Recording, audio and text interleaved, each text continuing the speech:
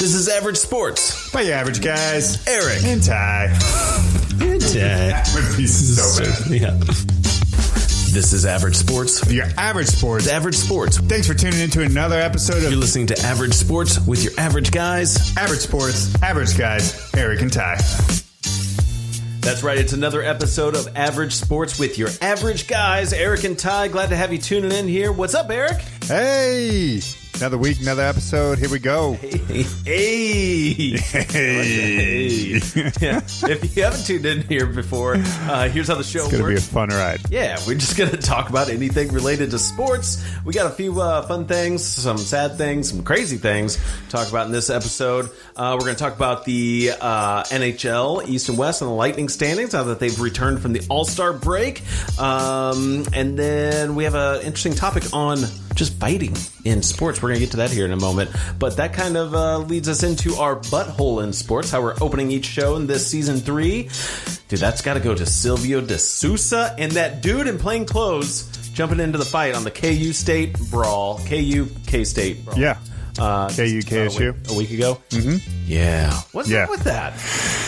I don't know, man. I mean, Silvio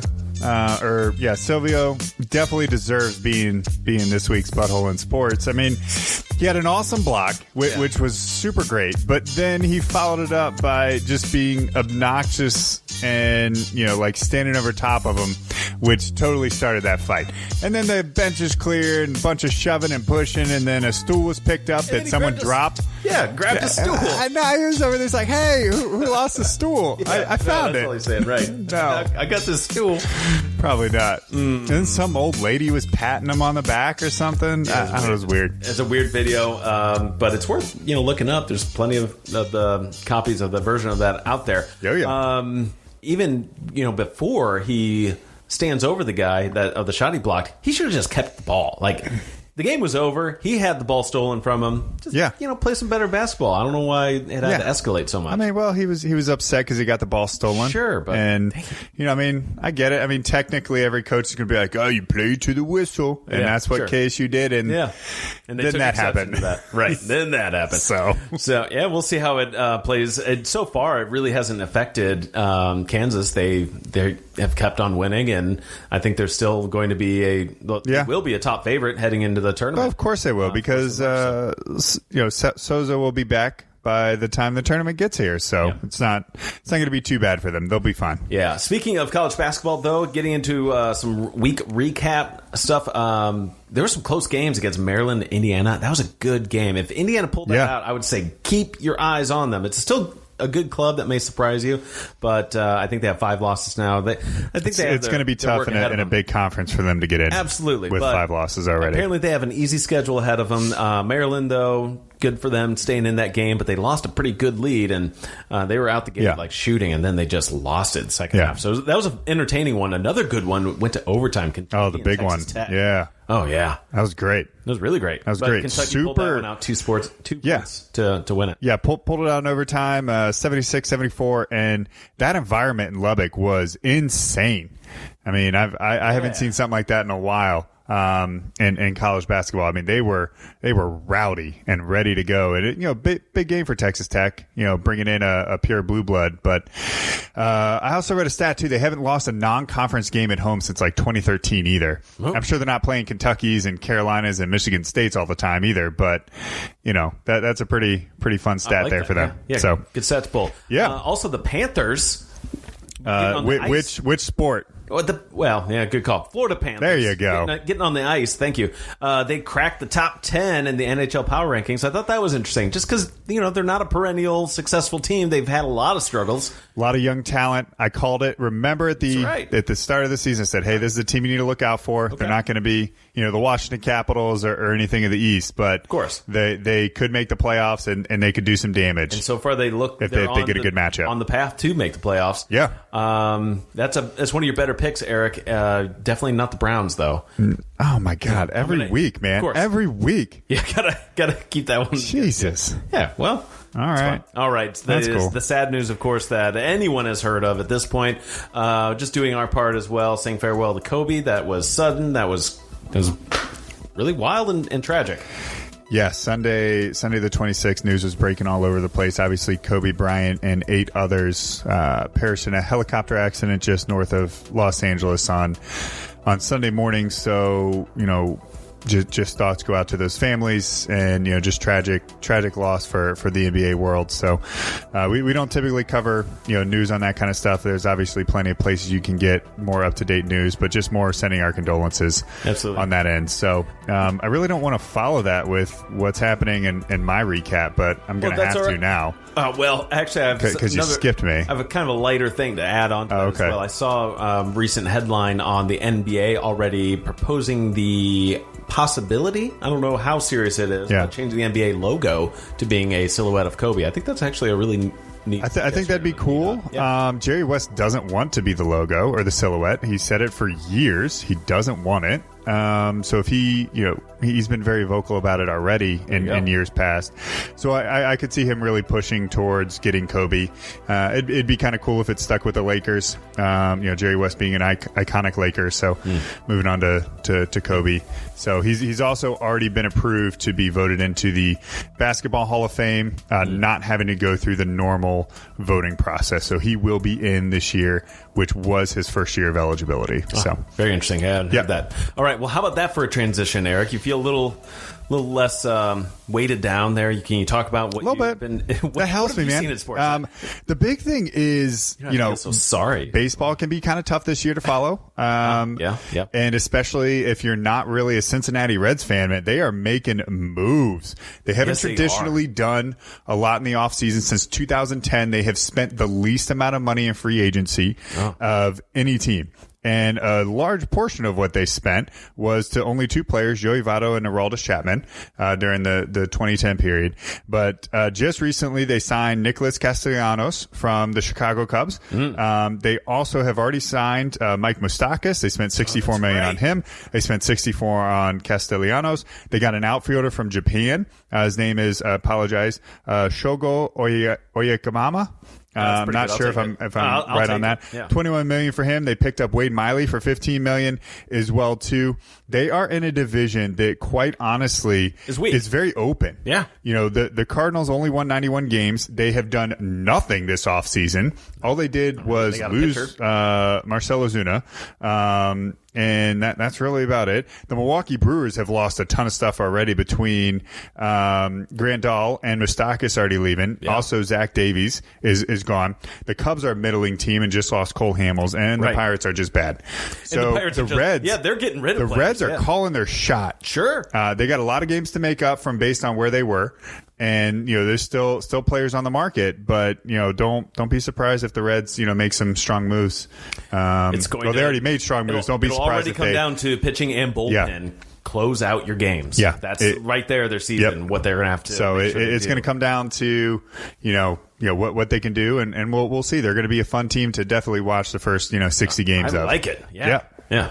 Good journalistic research there on that one, Eric. Yeah. I like it. Appreciate that. Let's get into our topic. So we were talking about Silvio De Sousa and the K-State KU game. They are getting in this big fight. And the next day, stuff was blowing up. That was like the sports headline after that brawl. It really it lodged into my head of why are we so focused on one basketball fight? And I had heard in a morning show the next day, of really pointing the finger at, well, what about other sports? What about baseball? What about hockey? Those sports you can fight in that sport, and people aren't going to get as carried away with it. I don't know that that's necessarily the right argument to make. I think so. That's generally the topic. How do we view fighting across sports, and how should we view fighting in sports? And I wanted to get your take on that. It's an interesting topic. I definitely did some research coming into this one, and I'm going to quote, or I'm at least going to cite swartmorephoenix.com. So it's a website where I found some good stuff that I'm not necessarily going to exactly quote, but talk about here that he found. And one of the correlations that they talked about is that the NFL, the NBA, NHL, Major League, any of the major sports, because they have a severe high profile and some of them have had increases in domestic violence, assault. That news surrounding the events suggest that there might be some sort of association between players and their extremely violent acts outside or off the field, and that sometimes those things can make their way onto the field. The difference is we're not going to talk too much about off-field stuff mostly because the research behind this doesn't support it statistically. Okay. There is a website, 538, the website, shows that the rate of arrest and violent crimes among most major sports, actually all the major sports in the U.S., is lower than, per capita than the general population in the U.S. So it suggests that these players on average commit fewer crimes, based on the notion of being violent within their own sport. So then that brings us to inside the rink, on the field, inside the court, whatever it is, on the diamond. What are the rules of the game? And they're very different for each of them. So you look at the NHL, where the NHL is very much allowed to police what happens. It polices cheap shots. It polices, their best players getting, blindsided or whatever it is. It's still going to happen. Now fighting's been on a huge decrease because they've really cracked down on it. Yeah. So, there aren't many enforcers out there anymore, like a Tony Twist or right. anything like that. I mean, there's still a few, like Ryan Reeves is definitely one that comes to mind, but he still doesn't fight every single game like it used to be in the 70s, 80s, and 90s. There's certainly been an evolution in that sport. Yeah. Then you look at, Major League Baseball. They don't really fight all that often. They do a bunch of shoving and bench clearing, but very few fights actually happen. Posturing, not necessarily. Yeah. And then a lot of peacocking. Exactly. Yeah. When you get that's what baseball is. When you get a ball hurled at you, it's quick to get frustrated over that. They police in a different way, which we've already shared our thoughts on previous episodes. But yeah, baseball is kind of in a class of its own when it comes to like how you play the game. I think just there are so many people that get to play professionally as well that you kind of you're responsible for each other as well, not just yourself. Whereas it can be more individualistic if you're a basketball, even a football, hockey player. Like you got to look for yourself. Of course, you're still on that team. You have that team mentality. But I think baseball, you just play it a little differently as well. Yeah, the quote unquote unwritten rules of baseball, which are just ridiculous in their own sense, but different topic. Look for a previous episode. And, but the funny thing that we found when we were looking this up is that basketball has the strictest penalty per game that they have of any of the four major sports. They get 20 games for fighting, which on an 82 game season, which is, that's a month's worth of play. That's a quarter of the season. It's a quarter of the season. NFL, you get traditionally 2 games. Now, of course, there are players like Myles Garrett, which we saw this year. Very different situation when you rip off a player's helmet and use it, where you could legitimately paralyze or kill someone doing it that. Hockey, you get the 5-minute penalty, and you could potentially even do it later. So they at the least. Yeah. And baseball gets 15 games on a 162-game season. Right. So really, you're kind of looking at it, you lose. There's 2 ways to look at it. You either lose like 2 weeks of your job or a small percentage of the season, unless you're in basketball where it's a significant amount of the season if you get into a fight. And like, what is really attributed to that? Is that because NBA was just went through a phase of like really needed to distance in the ourselves 80s, from being gangster and violent and Lakers Celtics rivalry. I mean, go back and watch those games. People forget how ridiculous those two teams treated each other, which would never be acceptable today. The bad boys of Detroit, those Piston teams were unreal as well too. I mean, they were like getting flagrant 2s on the first play of the game, and it was just called like, it's a personal foul. Sure. Yeah, that would totally start things today. And then the Knicks and the Heat, also in the 90s as well too, went after it. I mean, you see it a little bit now, but not nearly as much. So definitely not as much. Would it be fair to say that a sport really just needs to kind of stay in its own lane? That if basketball's basketball, hockey is hockey, they just need to treat physical acts like fighting as they need to treat it their own way. Is that fair to say? Yeah. I mean, because they are different. I mean, basketball is definitely a contact sport, but not contact in the sense that hockey is, where you're physically allowed to check someone into a fixed, board and plexiglass, which gives a little, but it's still going to hurt like hell.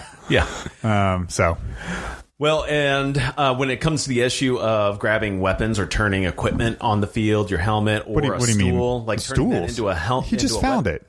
Oh, yeah, Someone you're right. fell off it. He was That's just right. giving Yeah, it back. Yeah. He found a lost item. Yeah. Lost That and was found. his good deed for the day. Lost and found.